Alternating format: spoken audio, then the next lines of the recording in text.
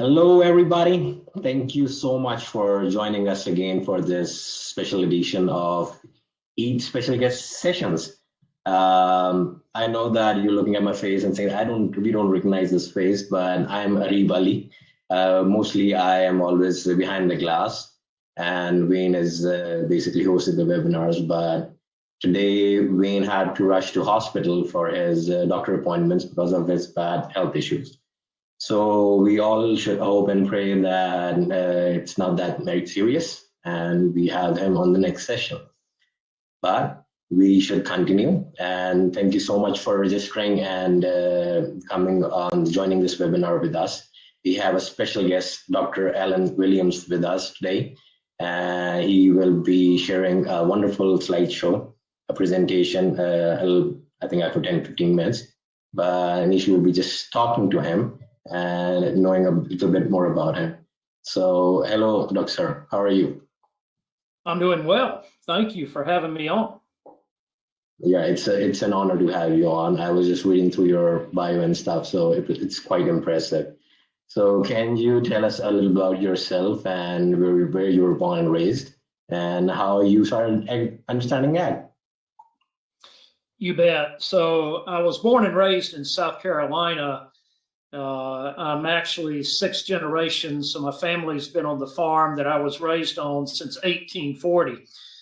And actually, I had intended to, frankly, go back there and spend the rest of my life after college, but I got talked into going to graduate school. So I went to Clemson University and graduated from there with a bachelor's and a master's, and then a PhD at Louisiana State University in genetics and physiology, and focusing on both plants and animals in that work. Then I ended up spending 15 years in academia as a researcher and a professor. But then in the year 2000, I decided to leave academia and go back into the private world. And I went into farming and ranching again, but this time doing it regeneratively. And we're going to talk a lot about that today. What does that mean? And then I also started consulting.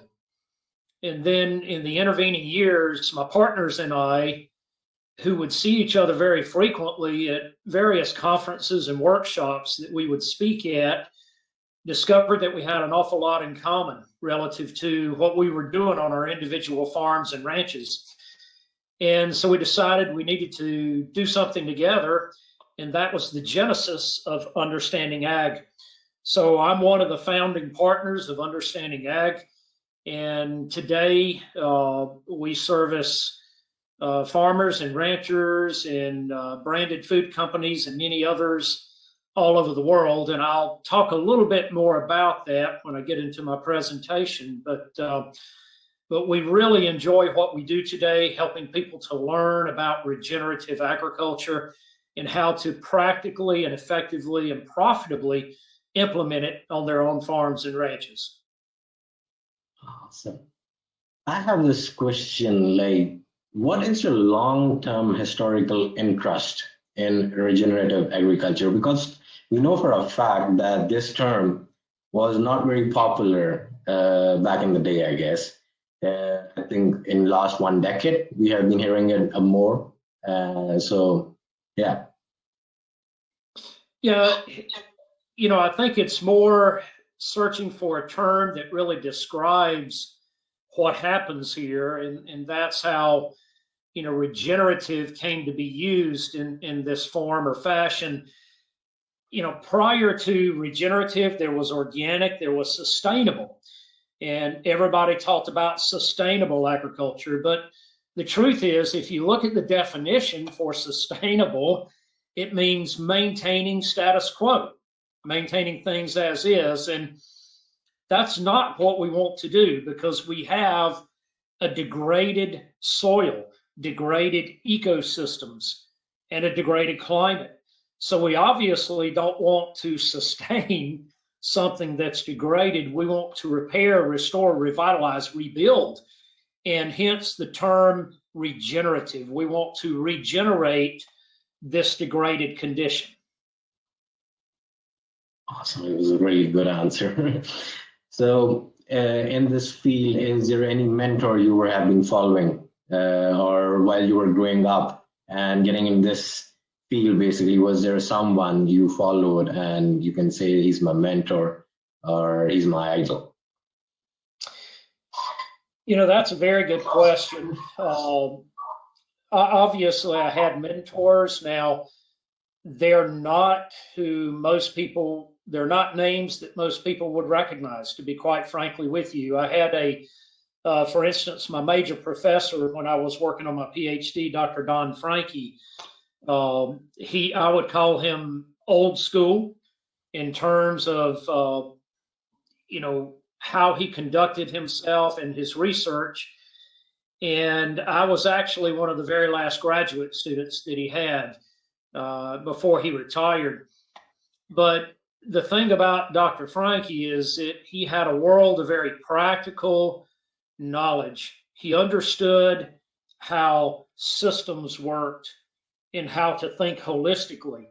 So he taught me, how to think more in a broader sense and to view everything together rather than in parts and pieces. And I was in graduate school in the early to mid 1980s, and it was a clear trend then at that time for researchers to segment themselves into very narrow channels of research.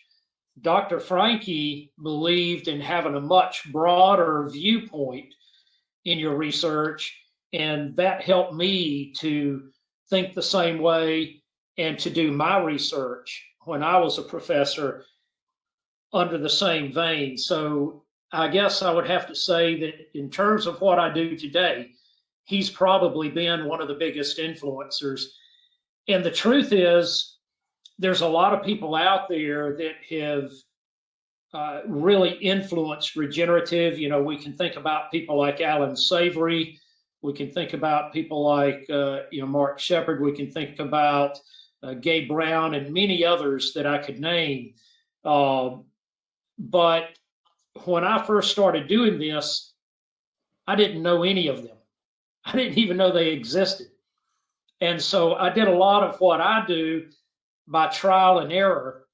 And in the advent of that, I gradually discovered all of these other people and then started, learning about what they were doing as well, and found out that quite inadvertently, I was doing a lot of the same things that they were doing and they were teaching.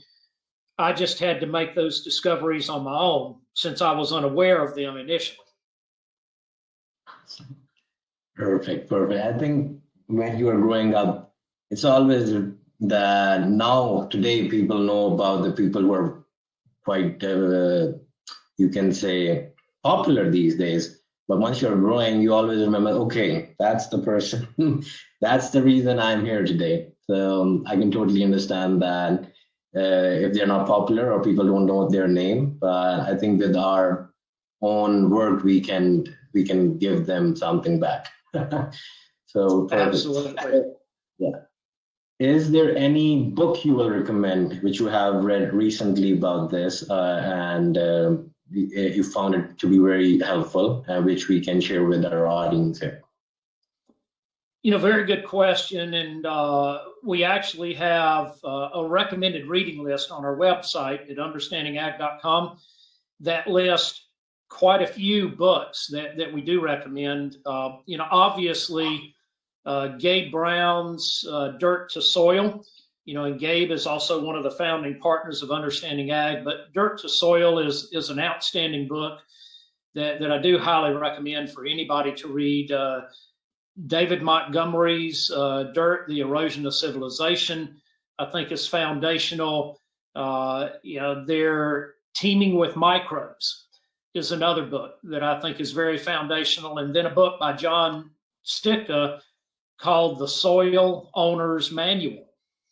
It's a very short book, an easy read. It's only 75 pages, but so you can read it in a couple of hours. But it's very foundational in terms of understanding some of the interrelationships with soil health and how that works. So, yeah, but for anybody that wants to take a look at many other books, we have quite a few that are on our website that we do highly recommend.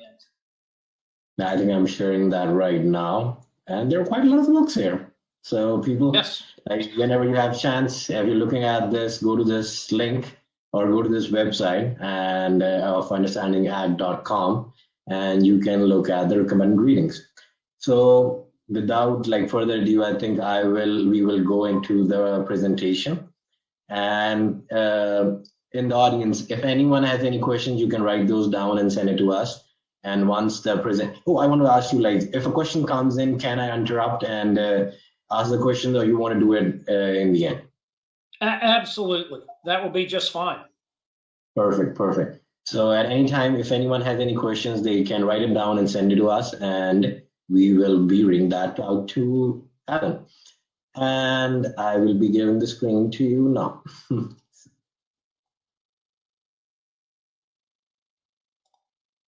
I will stop my camera here so it focuses all yours. Okay, I can see your screen now. Okay. All right. So is it on the page, Who is Understanding Ag? Yes. Very good. Okay, so just very briefly to acquaint everybody with who we are and what we do. Understanding Ag is comprised of real-life farmers and ranchers, educators, researchers, and regenerative ag experts. We all have deep practical knowledge in what we do. To date, we've consulted with more than 4,000 farmers and ranchers, food processors, branded food programs, and many others within the ag and food industry. Some of those include some of the well-known companies in the industry, such as General Mills and Vital Farms and Pete and Jerry's, Whole Foods, and others. We've consulted throughout the U.S., as a matter of fact, all 50 U.S. states, all of Canada, Mexico, the UK, and 34 different countries. So we're gradually working our way across the globe in our consultation. In the U.S. right now, we're working across more than 25 million acres. We speak very routinely at many different conferences and international symposia, and we've authored more than 500 articles, a number of books, and have been featured in a number of documentaries with more than 15 million views. So within Understanding Ag, this is part of our team. I didn't have room on the slide to put everybody, but I wanted to give you a feel for the people that comprise Understanding Ag. They really come, again, from all walks of life, many different backgrounds and experiences, and that is what is so deeply valuable to us. So what are some of the challenges and issues that we're facing today in agriculture? Well, a lot of them are things that are obvious. Water and wind erosion, significant loss of soil organic matter and carbon, lack of water infiltration and retention, nitrate and phosphate leaching, water quality issues, so on and so forth. We also have climate challenges that we're facing with our weather extremes. And we've noted a significant decline in the nutritive value of foods. And over the last 2 years, farmers and ranchers have experienced skyrocketing prices for almost all ag inputs, for fertilizers, for their chemicals, their fuels, equipment, you name it. We've also seen a lot of consumer confusion. But if we want to talk about opportunities in agriculture, actually all of the above represent an opportunity. Because as we solve and resolve these issues, then we can make significant progress. And I'm going to spend the balance of today talking about how do we resolve this whole list of very challenging issues that I just presented. Now, first, I want to start with this quote by W.C. Loudermilk in his book, Conquest of the Land Through 7,000 Years. And Loudermilk says that the land does not lie. It bears a record of what men write on it, a record that is easy to read by those who understand the simple language of the land. So in essence, how we manage the land is written on the tapestry of the land. And we define within Understanding Ag regenerative agriculture this way. It is farming and ranching in synchrony with nature to repair, rebuild, revitalize, and restore ecosystem function, starting with life beneath the soil and expanding to life above. And to accomplish this, we teach and implement what are called the 6 principles of soil health and the 3 rules of adaptive stewardship. Now, this quote by Don Campbell we use quite often. And Don says, if you want to make small changes, change the way you do things. But if you want to make major changes, change the way you see things. So let's very briefly look at the 6 principles of soil health. They are context. Number 1, we must clearly and fully understand our context. And this applies to every individual farm. So this is an individual thing. Every farm has a different context, and they have to properly define it.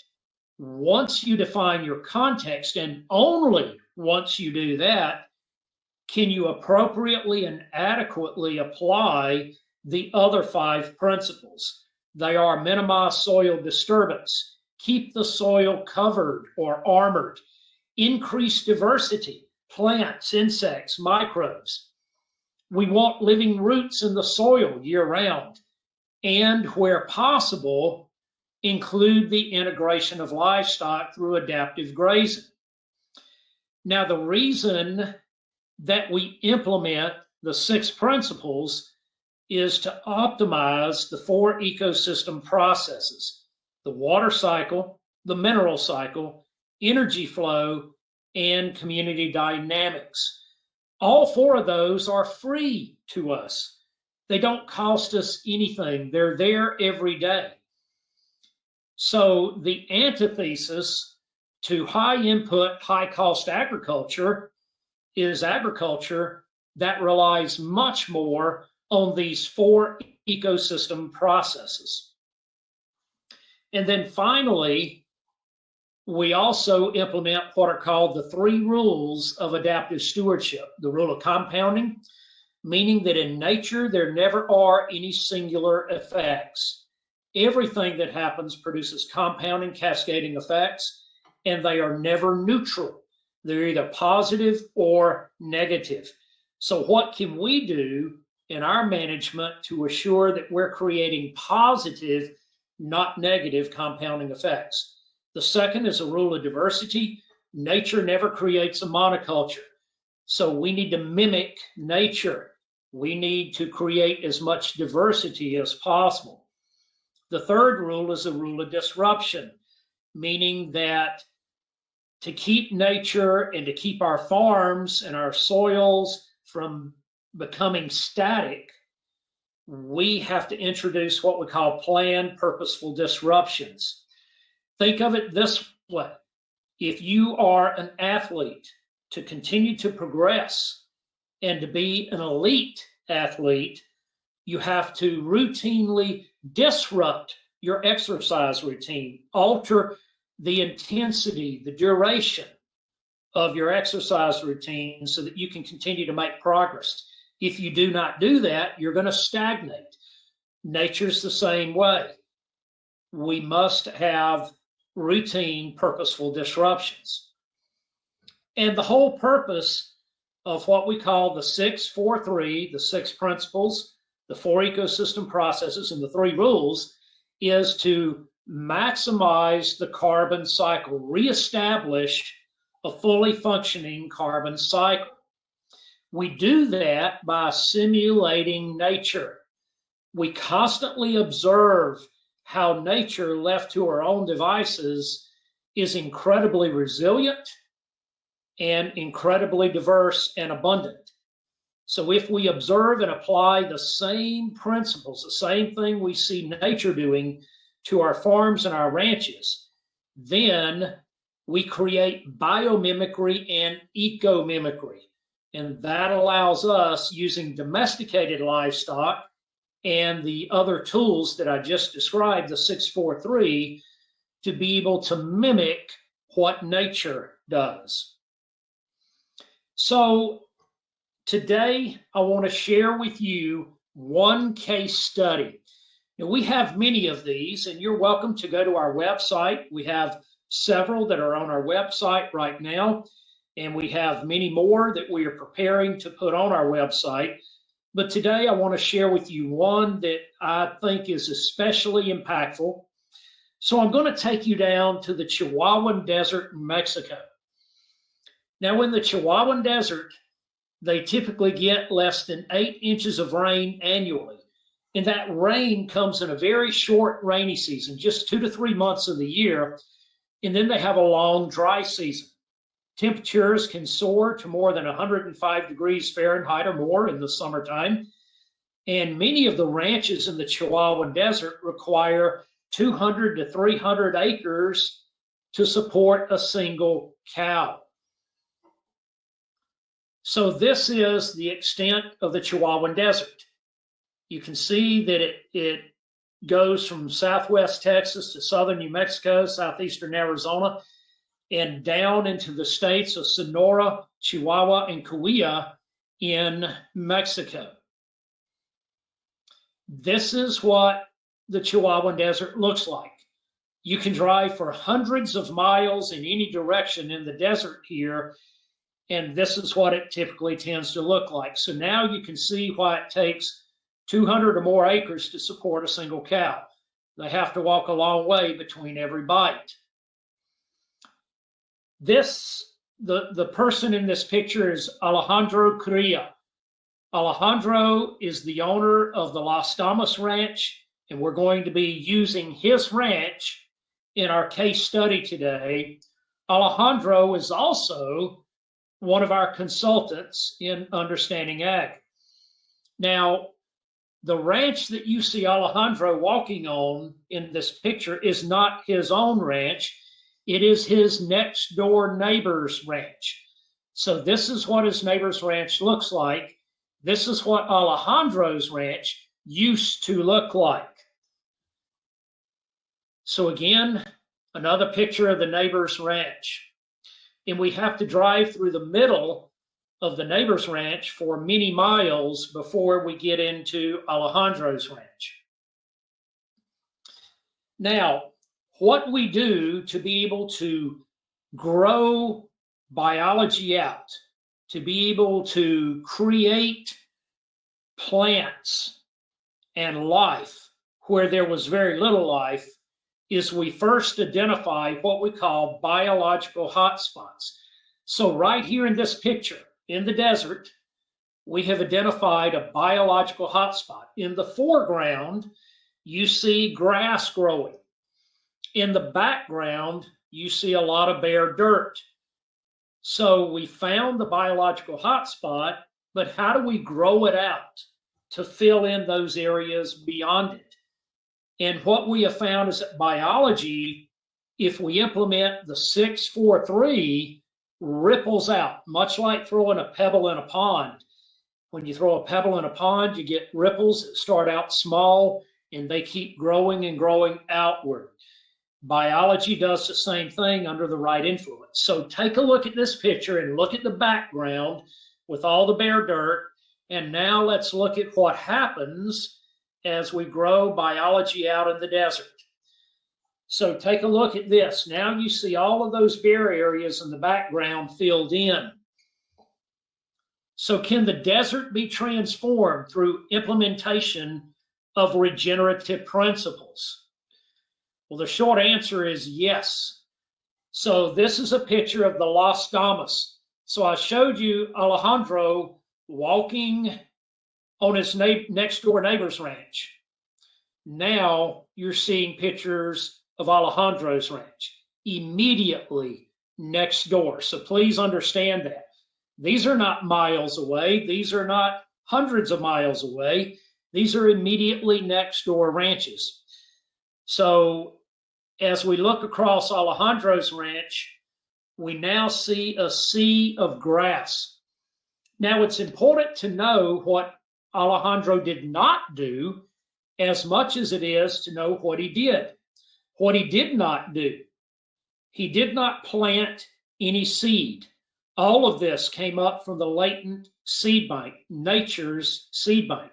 He did not fertilize it with anything other than the manure dropping right out the rear ends of his livestock. He did not irrigate the land. None of that. He didn't use mechanical or chemical interventions. He used three primary tools.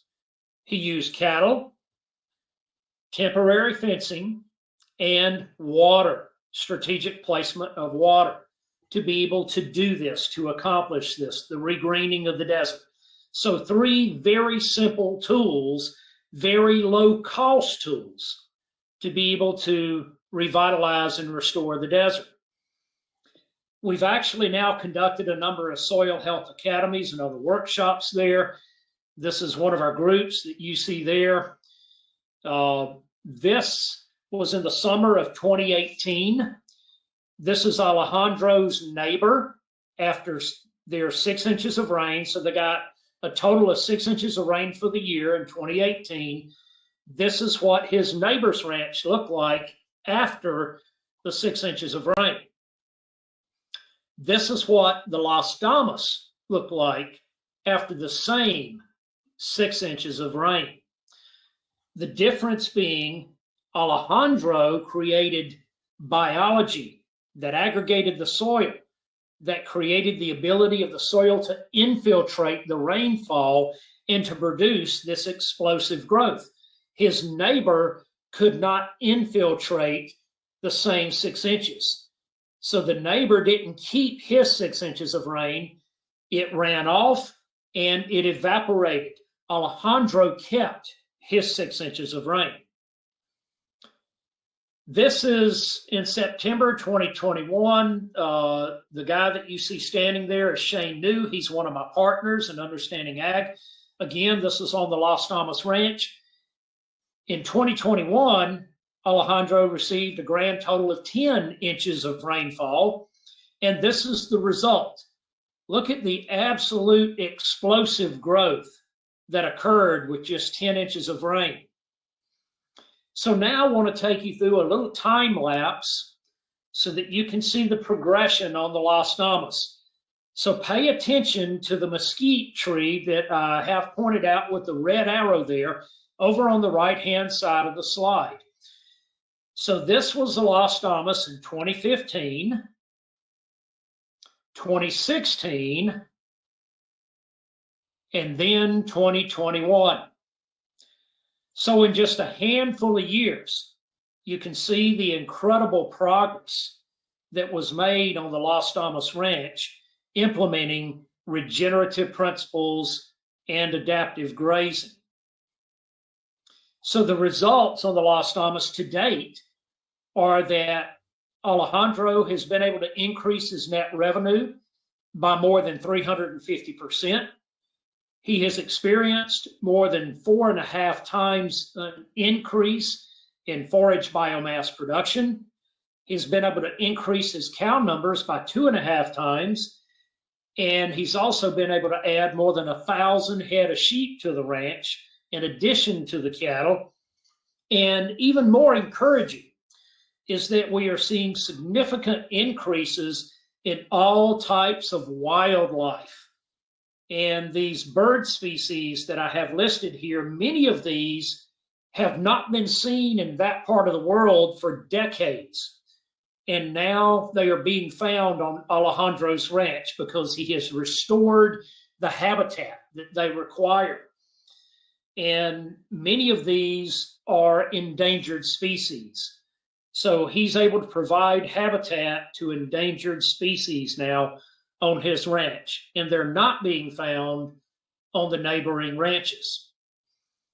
I love this quote by Masanabu, author of One Straw Revolution, where he says, "It was in an American desert that I suddenly realized that rain does not fall from the heavens, it comes from the ground. Desert formation is not due to the absence of rain, but the rain ceases to fall because the vegetation has disappeared." And we are finding that to be absolutely true in the desertification of many areas of the world. So I want to show you one last thing, and then I'll open it up to questions. I want to show you how we use regenerative practices and adaptive grazing for mine reclamation. So this again is in the state of Chihuahua in Mexico. Here you see a strip mine after they have taken out everything that they want, and you see the condition that it was left in. So how can we restore that? Well, we can use our livestock to do that.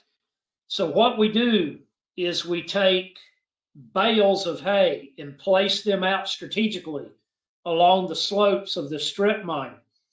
And then using temporary polywire and tread-in post, so temporary fencing and temporary water, portable water, we water the cattle and we move them under high stock density from place to place to place along the slopes of the strip mine. And you can see that as they bale graze, they spread these bales of hay out, and then you can see the resultant growth that occurs after that. And again, just more pictures of moving the cattle along the slopes of the strip mine. Now you start to see the seed from the hay germinating and grass seedlings coming up and then thriving. And this is what it looks like as you move across. You can see the progression of the cattle.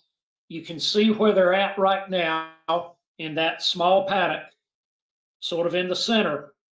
And you can see how rapidly this growth starts occurring as a result of the biological stimulation that the cattle and the hay and the manure and urine and the microbial shedding all contribute. So this is very powerful and has the ability to be able to solve and resolve many of the issues that we are facing today in agriculture, in human health, in ecosystem health, and in climate health. So I'll stop there and open it up for any questions. Thank you very much. Thank you so much for that presentation, Dr. Elm. Okay, guys, if you have any questions, start writing them down, and I think we have a few there, so I will go ahead with this one. So the question is, what is the method to allow penetration of water in desert soil? I've heard that the compaction of soil in deserts also causes flash flooding. Yeah, so that's absolutely correct. And as a matter of fact, we see a lot of flash flooding in deserts when you do get rain because of the fact that those soils are crusted over top and heavily plated or compacted because they lack biology. So what we do is, these cattle, the hay, through bale grazing, and then identifying those biological hotspots, as I showed earlier, we use the combination of those three to be able to build the microbial biology that we need in that soil. And as we build the biology in the soil, that microbiological component, they secrete biotic glues, particularly mycorrhizal fungi. They produce biotic glues that glue these soil particles together, aggregate them, and create pore space in the soil so that water, instead of running off, can now infiltrate and oxygen can infiltrate. And the combination of those two things stimulates that latent seed bank and allows an array of plant species to respond and start growing. Thank you. Okay, the next one is, how long did it take to cover the entire strip mine with grass? Yes, so we can actually, using these methods, we can have pretty much complete coverage on these strip mines in 2 years or less. So it actually doesn't take near as long as you think.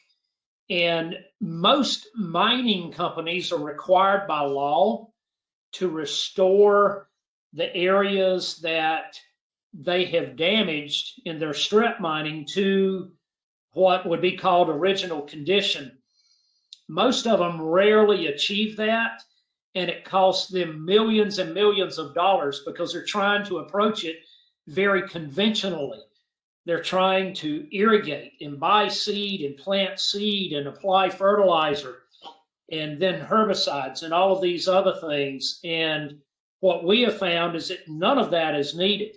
If we just use the simple tools of livestock, water, and portable fencing, temporary fencing, we can do a far better job of restoring these strip mines and also do it far cheaper than the other methods that they've been attempting in the past. Thank you. Okay, another one. What did you mean by disruption when you're explaining with athlete, but what do you mean by that in the soil context? Okay, so outstanding question. So there's many ways to be disruptive. So in a cropping situation, I'll give you, a handful of examples for cropping and a handful for grazing. In a cropping situation, a disruption can be if you've been tilling, moving to no-till is a disruption. A disruption is simply a change, okay? A change in what you are doing. Just like I would change, if I change my exercise routine, I have disrupted it.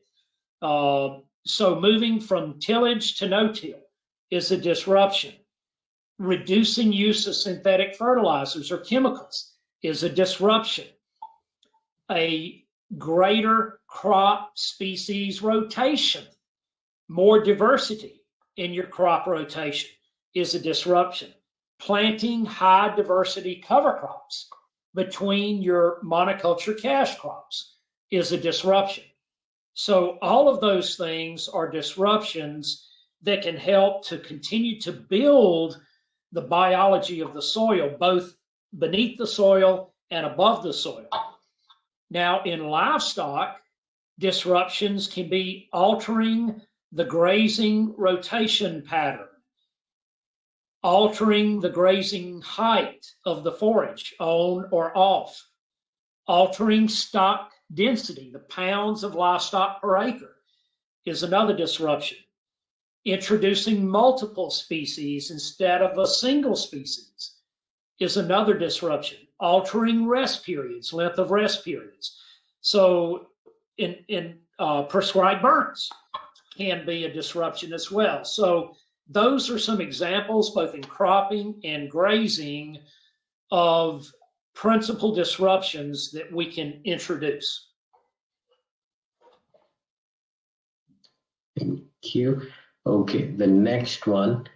How long did it take Alejandro to implement the process to come to this result? So Alejandro started with more of what could be described as management intensive grazing, more of a rotational grazing back in 2006.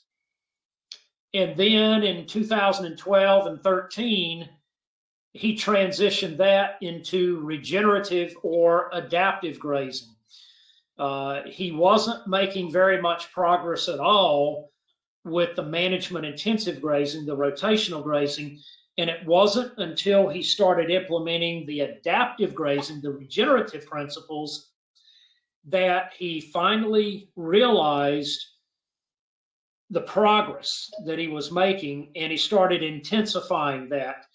So it's been in the last 10 years, basically, that Alejandro has made by and far the greatest progress.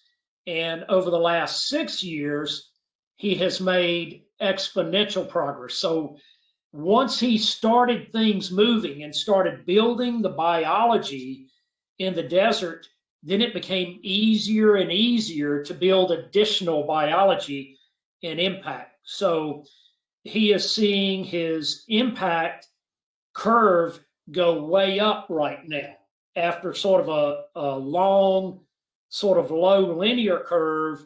Now he's seeing that curve turn up and become exponential in nature. Awesome. Okay, and next one, do you give services outside US? Yes, we do. Currently, we're working with farmers and producers and others in 34 different countries.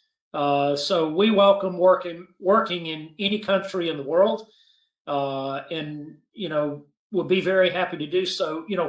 One of the things that we have absolutely found is that we've worked in practically every conceivable environment around the world that you can imagine, with every type of farming. And we have found that the problems encountered by farmers are pretty much the same no matter where they are in the world. And likewise, the solutions are very similar. So the solutions that worked in the desert, the solutions that work in Mississippi, where I live, or in Minnesota, or in Canada, they also work in the UK, in Australia, in Africa, in South America, in Asia. So these same principles apply no matter where we are in the world. It is just, again, applying them within your context. Beautiful. Okay. Okay. How did you become interested in regenerative agriculture, and you see it becoming very popular in agriculture? Is it popular now? Yes, regenerative agriculture has exploded. As a matter of fact, it's getting harder and harder for us to keep up. We started with 4 original people, the 4 founding partners, and now we have 40 plus people that work with us within Understanding Ag, and are continuing to grow. We need more because of the explosive growth and interest in regenerative agriculture.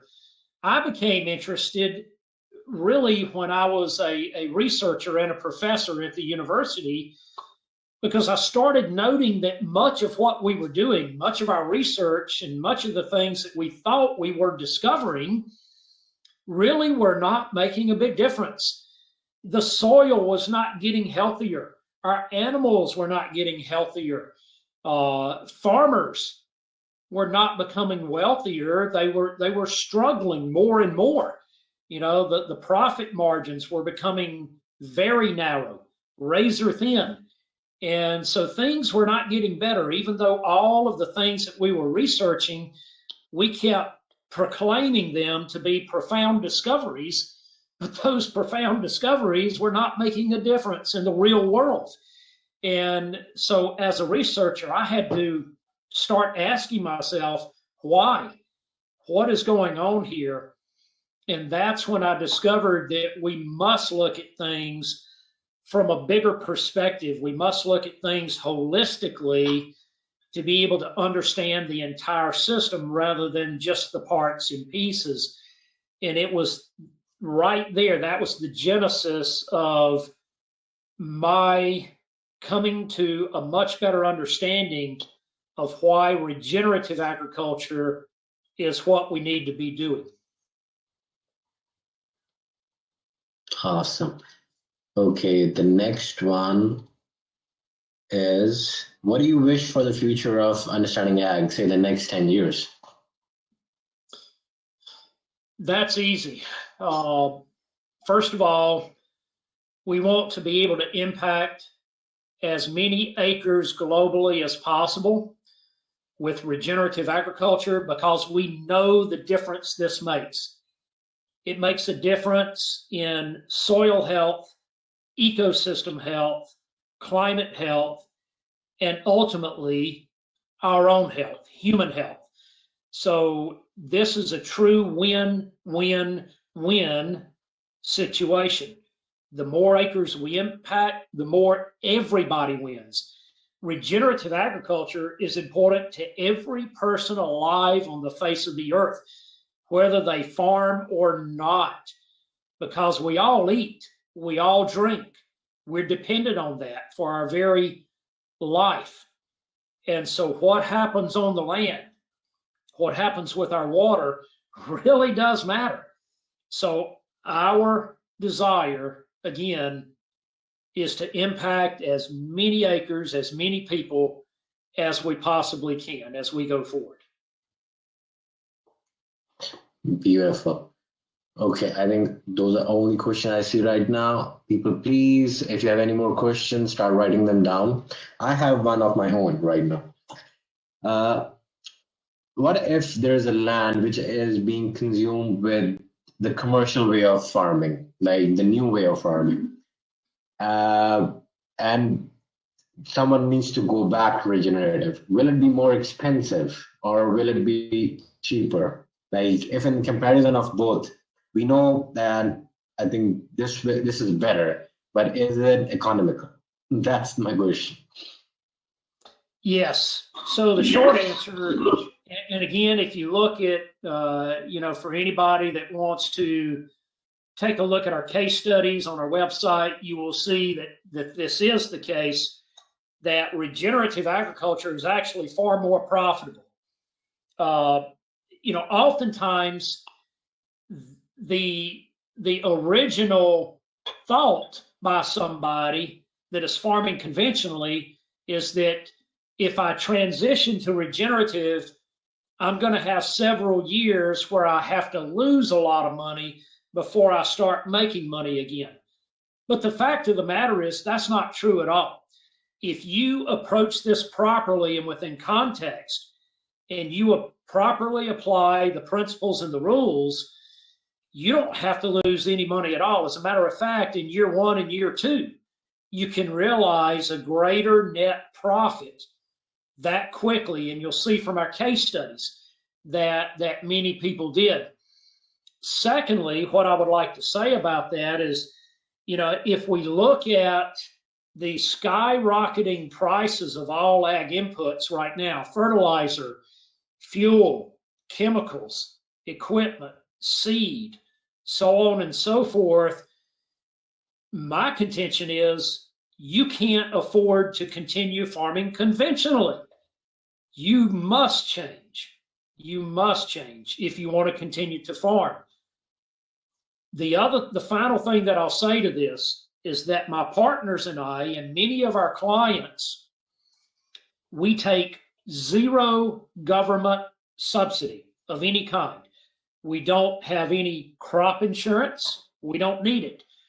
We don't participate in government payment programs. We don't need them. We are able to make a profit and cash flow our farms and our ranches because we are regenerative. We also don't carry the debt burden that many other farmers do.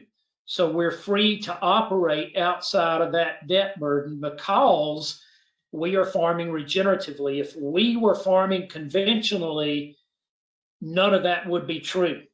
We would need the government payments and the crop insurance. We would need loans, those types of things, to be able to continue farming. So yes, this is far more profitable. And by the way, far more pleasant. Quality of life goes way up. for people that are farming regeneratively. You feel a lot better about what you're doing. Beautiful. Okay, so how do people connect with you? So I think that's easy. Going to the website or where? Yep, go to understandingag.com, and they can also go to soilhealthacademy.org. So either of those websites, but we have a host of information there for you. We have numerous archived webinars, many articles, our recommended reading list, a number of presentations, and so forth. And we're always updating and adding to that. So please feel free to contact us. We would love to hear from you, and we'll be very happy to help you in any way that we possibly can. Awesome. Okay, I think I don't see any more questions here. If you guys have anything, please keep writing. While you do that, I will just say that thank you so much, Dr. Allen, to have you being here. It was an honor and it was a privilege to know you and listening to you, this presentation and knowing more about understanding ag. So is there any last words, parting words you want to say to our audience and to us, and how should we as EAT can help you spread the message? Well, you just said it. Spread the message.